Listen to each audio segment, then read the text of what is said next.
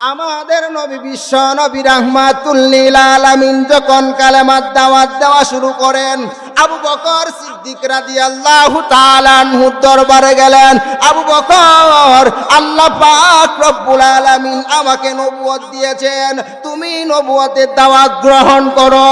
এই কথা বলার কারণে আবু বকর রাদিয়াল্লাহু তাআলা আনহু তিনি মনে মনে বলতেছেন যার সাথে এই পর্যন্ত বড় হয়েছি, যার সাথে এই পর্যন্ত আমি বড় হয়েছি, যার জবান দিয়ে স্লিপ কেটেও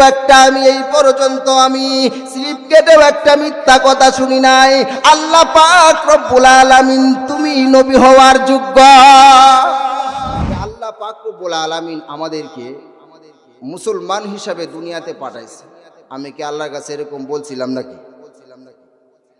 আমি আল্লাহর কাছে দরখাস্ত করি নাই। আল্লাহ পাক আমাকে বিনা দরখাস্তে আল্লাহ রাব্বুল আলামিন আমাকে মুসলমানের ঘরে জন্ম দিয়েছে। সুবহানাল্লাহ। এর থেকে সৌভাগ্য আর দুনিয়াতে আর কিছু হতে পারে না। শুধু খালি তাই নয়, আল্লাহ তাআলা আমাকে দুনিয়ার মধ্যে সবচেয়ে বড় কুরআনুল কারীম কিতাব, এটা আল্লাহ পাক আমাদেরকে দান করছে।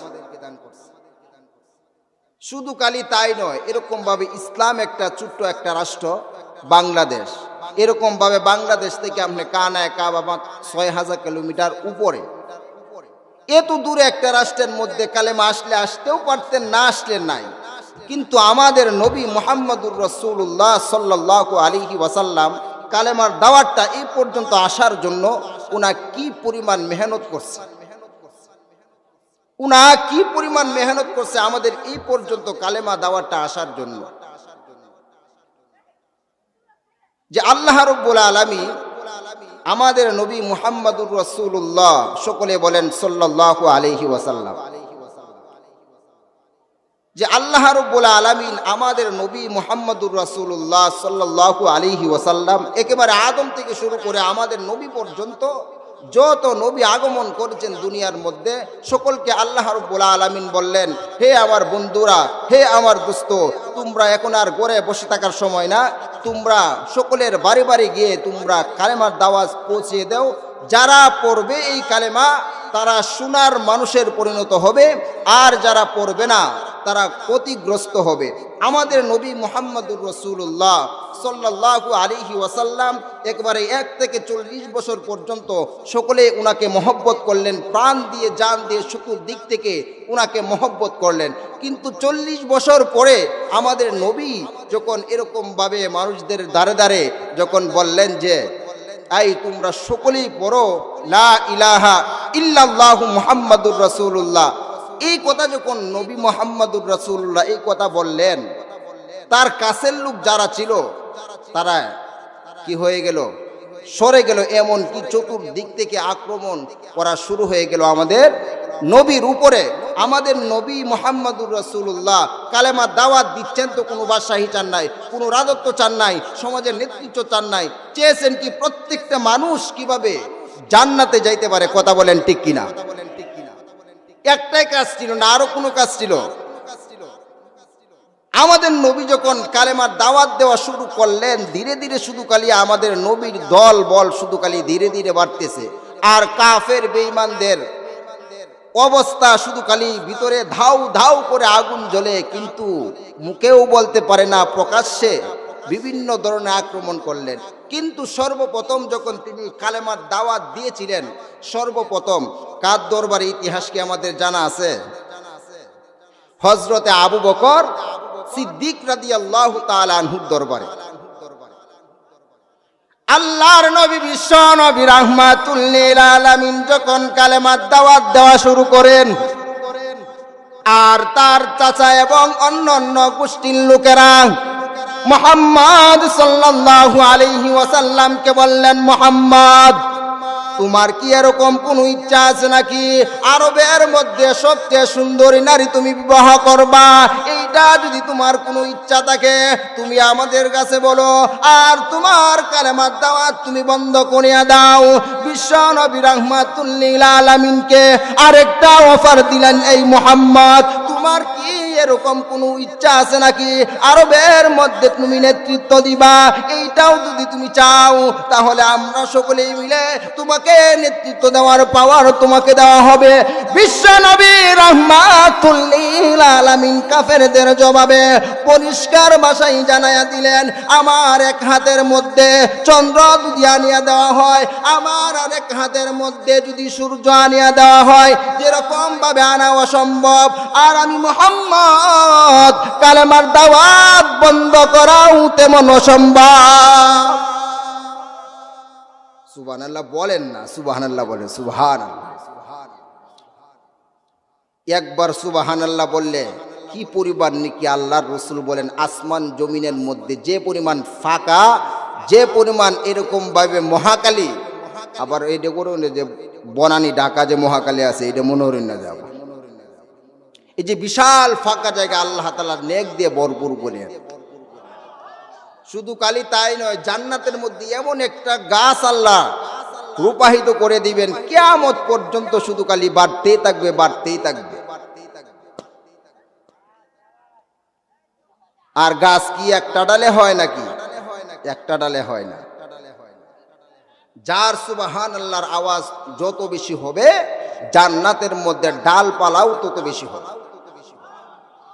একটা ডাল, রসুল বলেন যে আরবের মধ্যে প্রসিদ্ধ এক যুবক যদি এইরকম ভাবে 1000 বছর পর্যন্ত লাফায় একটা ডাল শেষ করতে পারবে। এই জন্য সুবহানাল্লাহ বলবো তো ইনশাআল্লাহ। আমাদের নবী বিশ্ব নবী রাহমাতুল লিল আলামিন যখন কালেমার দাওয়াত দেওয়া শুরু করেন, আবু বকর সিদ্দিক রাদিয়াল্লাহু তাআলা আনহুর দরবারে গেলেন। আবু বকর, আল্লাহ পাক রব্বুল আলামিন আমাকে নবুয়ত দিয়েছেন, তুমি নবুয়তের দাওয়াত গ্রহণ করো। এই কথা বলার কারণে আবু বকর রাদিয়াল্লাহু তাআলা আনহু তিনি মনে মনে বলতেছেন যার সাথে এই পর্যন্ত বড় হয়েছি, যার সাথে এই পর্যন্ত আমি বড় হয়েছি, যার জবান দিয়ে স্লিপ কেটেও একটা আমি এই পর্যন্ত আমি স্লিপ কেটেও একটা মিথ্যা কথা শুনি নাই, আল্লাহ পাক রব্বুল আলামিন তুমি নবী হওয়ার যোগ্য। বিশ্ব নবী রাহমাতুল লিল আলামিন আবু বকর সিদ্দিক রাদিয়াল্লাহু তাআলা আনহুকে যখন এই কথা বললেন, আবু বকর, আল্লাহ পাক রব্বুল আলামিন আমাকে নবুয়ত দিয়েছেন, তুমি নবুয়তের দাওয়াত গ্রহণ করো।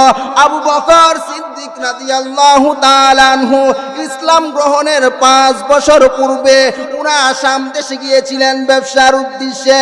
ওখানে তাবুকেতে রাত্রে তিনি স্বপ্নে দেখতেছে আসমানের চাঁদগুলি টুকরো টুকরো হয়ে মক্কার এক একটা ঘরের ভিতরে ঢুকতেছে।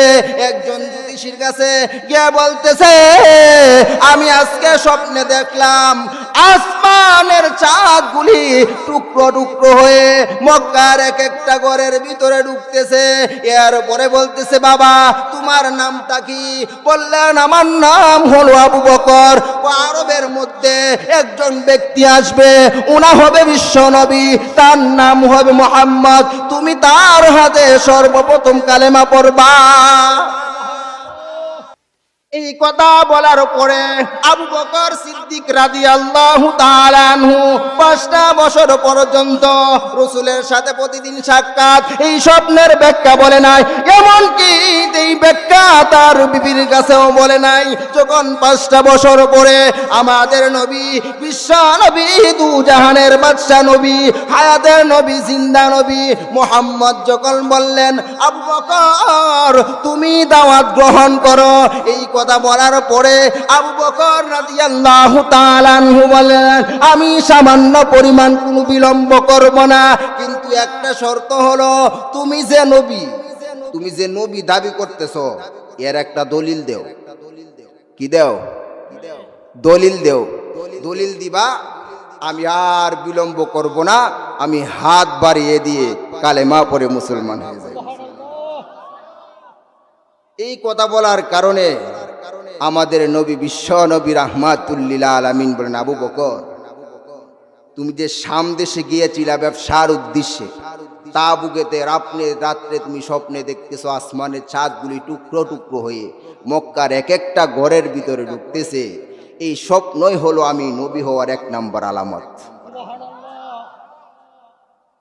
আবু বকর রাদিয়াল্লাহু তাআলা আনহু বলেন, এমনকি এই 5টা বছর পর্যন্ত এমনকি আমার সঙ্গী আমার আহলিয়ার কাছে আমি স্বপ্নের ব্যাখ্যা বলি নাই, আমি কারো কাছে এই স্বপ্নের ব্যাখ্যা বলি নাই। আল্লাহ পাক রব্বুল আলামিন যাকে আগে জানাইয়া দিয়েছেন উনার নবী ছাড়া অন্য কেউ না। হাত বাড়িয়ে দিয়ে কালেমা পড়ে কি হয়ে গেলেন? মুসলমান হয়ে গেলেন আবু বকর সিদ্দিক। এত বড় সন্ত্রাস, এত বড় ডাকাত ছিলেন আরবের মধ্যে উমর, আলী, উসমান। এদেরকে দেখলে বাঘ পর্যন্ত কি পাইতেন? ভয় পাইতেন। কিন্তু নবীর সাথে লাগার কারণে, কালেমা গ্রহণ করার কারণে এক একজনে সোনার মানুষের পরিণত হয়ে গেছে। সেই আল্লাহ কি আছে না মরেছে? আছে। এক মগা বুঝো আঁকা ওরা তাকে রেল স্টেশনে বুঝছে যে বড় ভাইয়া নামবো, কইতাছে কো আল্লাহর কোনো বুদ্ধিও নেই। কি নাই? জুরা কর না দিয়ে একটু কইতাছে এই যে হাতের গিরা আছে, পায়ের গিরা আছে, এভাবে বয়ে থাকলে একটা কষ্ট করে ব্যাগের মধ্যে রেখে দিতাম, আবার বৈরবী স্টেশনে আসার পরে আবার লাগাই। এই মগাছে ঘুম দিল, এদিক দিয়ে সুরে আপনি লয়ে গেছে গা ব্যাগ। কারা লয়ে গেছে গা? সুরে ব্যাগ লয়ে গেছে। এখানে যাতায়াত করলে খুব সাবধান করে দিলাম, আমরা অভিজ্ঞতায় কইতেছি। পরে বৈরব আওয়ার পরে শুকরিয়া আদায় করছে, আলহামদুলিল্লাহ, আল্লাহ যেগুলি বানায় দিছে সব জায়গার মধ্যে এগুলি মানুষদের উপকারের জন্য বানাইছে। এখন এই যে ব্যাগ রাখছি, ব্যাগের মধ্যে যদি কয়া রাখতাম তো সুদ তো আমার হাত পাও সহ হয়ে গেল। কথা কোন ঠিক কিনা? আর এক মগা করতেছে আল্লাহর কোনো বুদ্ধিই নাই। কি নাই? ও বুদ্ধিই নাই। নাউজুবিল্লাহ। ও বড় বড় মিষ্টি লাউ এটা মাটির মধ্যে হরে থাকে, আর বড় ডি কত চুরু চুরু এডি আপনার ও তো আগ। এই মগা বড় এর কাছে হেলান দিয়ে ঘুম দিছে। ঘুম দিলে আল্লাহর পক্ষ থেকে এক পাখি আয়া এটা বড় তার মাথার মধ্যে নিক্ষেপ করছে। নিক্ষেপ করার সাথে সাথে আলহামদুলিল্লাহ, আলহামদুলিল্লাহ, আল্লাহু আকবার, আল্লাহু আকবার। আল্লাহর কত বড় কুদরত! এই যে মিষ্টি লাউ অত বড় 10 কেজি ওজনের, এইটা যদি হেন থাকতো আর এইটা যদি আমার মাথার পড়তো তো এনে ইন্না লিল্লাহি হয়ে যেত। কথা বলেন ঠিক কিনা? আল্লাহ মানুষদের জন্য যে যারা যে কোনো জায়গা বানাইছে সব উপকারের জন্য বানাইছে। বলেন না সুবহানাল্লাহ। এগুলি আমার যেহেনে দরক কতবার না দরক, এগুলি আমার বিশ্বাস করতে হবে। কি করতে হবে? বিশ্বাস করতে হবে। এটার নাম হলো ইমান। ভাই, ইমান কি দেখা যায়? ইমান কি বাজারও কিনা যায়? এত মাননীয় প্রধানমন্ত্রী সব ইমান লয়ে গেল গাইলে আপনি ভারত। কথা কোন ঠিক কিনা? এখন ইচ্ছা মতো কইতে পারবাম। এই সময় অনেক মাহফিল মিস গেছে ভাই, অনেক ভিতরে জ্বালা আছে, দাউ দাউ করে জ্বলছে, কিন্তু প্রকাশ করার মতো সুযোগ পাইছি না।